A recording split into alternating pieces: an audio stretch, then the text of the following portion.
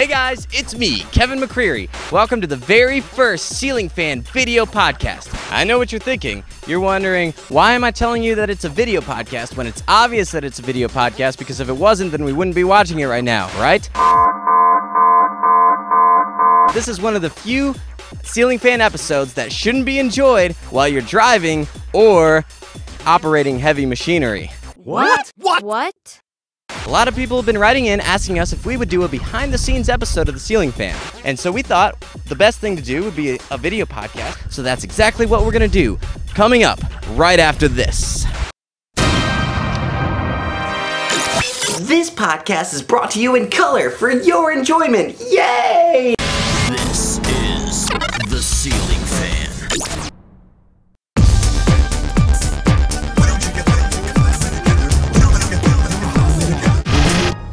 From the Ceiling Fan News Network, John Watsonberger. Good evening, I'm John Watsonberger, and this is a Ceiling Fan Odyssey News Update. Against the advice of many other Odyssey governing officials, the mayor has signed into effect a stimulus package with many earmarks, including one for a massive bailout. Tom Artichoke has the story. Tom? Thanks, John. Indeed, Odyssey's mayor has allocated money for the literal bailing out of Trickle Lake. The special interest group Save Our Lakeshore proposed that the water levels of the lake are far too high, making lounging on the lakeshore difficult for tourists. Save Our Lakeshore spokesman Francis Stalwart had this to say. Trickle Lake is a great summer attraction for tourists. Granted, Odyssey generates next to no revenue from tourists every year, but the 4 tourists that do visit in the summer love sunbathing by the lake. The project calls for 50 military-grade choppers to fly in over the lake one by one, each carrying a 5,000-gallon bucket. The helicopters then dip the buckets into the water and fill them, lowering the water level 1 bucket at a time.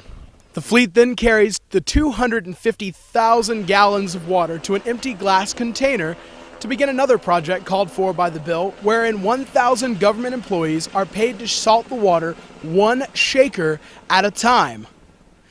Once this project is complete, Odyssey will have its very own saltwater aquarium that tourists will refuse to visit because of the high admission fees and lack of fish. Back to you, John. Thanks, Tom. Money has also been set aside by the bill to help a struggling factory in Campbell County, one that manufactures oil drums for porcine byproducts. Pork barrels. Right. This has been a Ceiling Fan Odyssey News Update. I'm John Watsonberger. Good night. Gonna go call my mother. She'll be worried about me.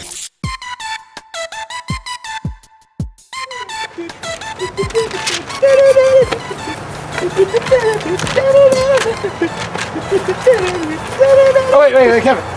Yeah. The news thing's over. Oh yeah. Hey guys, how you doing? Mark just showed up. We've been waiting on him for a while to record this script. Oh, good. Yeah, that's right. We're gonna be recording this script, and you guys can come with us and Wait, see Kevin, what. This is where you're starting the behind-the-scenes thing? Yeah. Why? Well, I mean, what about all the work we did before this, you know, to get the script ready? Oh yeah.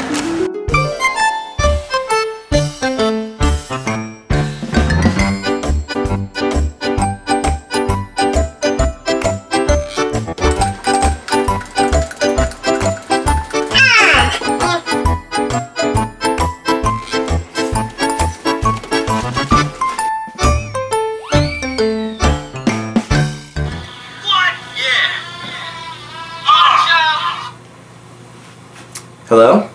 Hey, Kevin, are we doing the Ceiling Fan this week? Oh, yeah. Well, shouldn't we get together and work on the script? No, yeah. Alright, sounds good. See you later.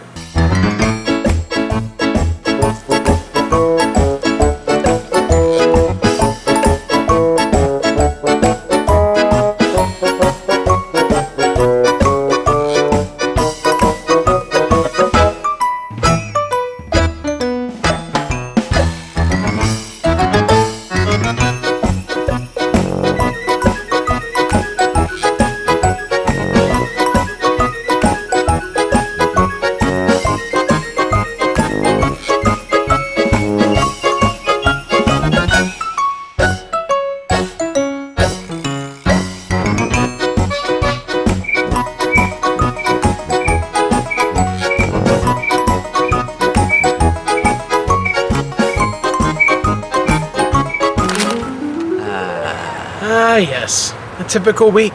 Yep. Good times. Well, we better get moving on recording if we're gonna have this up by tonight. Yes. Follow us into our fantastic studio. Follow us.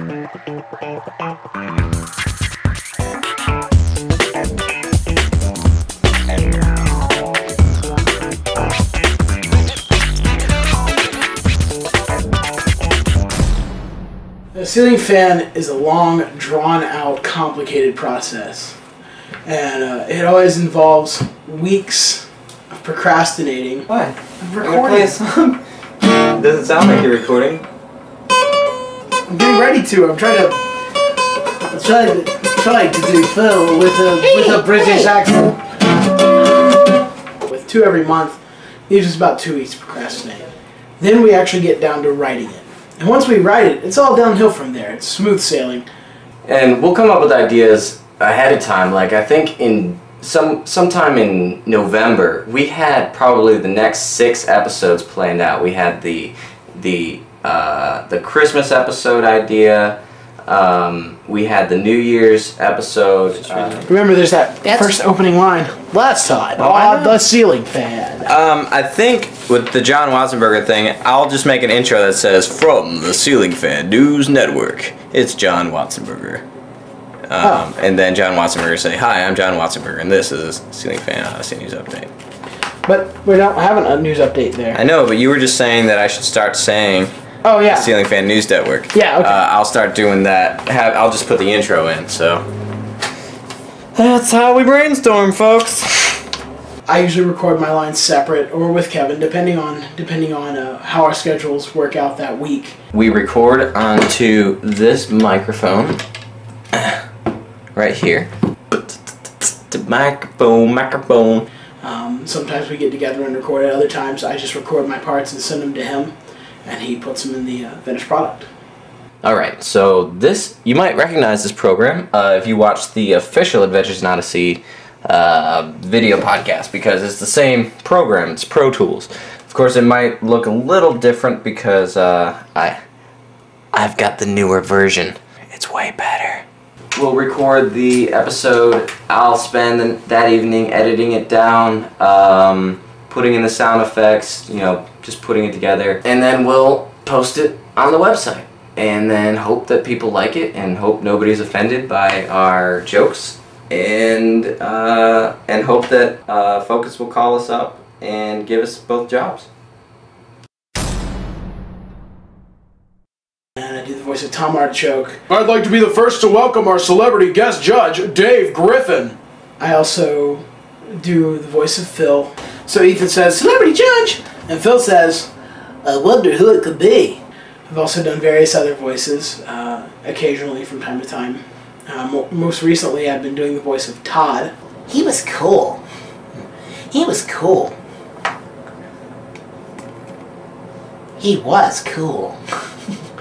He was cool. Are you forgetting how you meant that whenever you wrote it? Yeah, I'm trying to remember. It's been like 2 months since I wrote this. He was cool. He was cool. I mean, you're no, I think Todd's genuinely impressed by juggling fire. How much do I do in the process? I do everything. Mark doesn't do a darn thing for this stupid podcast. Tell lies. Okay. Yeah, we both do pretty much an equal amount for the podcast. I would say it's a team effort. It's just I'm in charge, so I can tell Mark to leave anytime I want.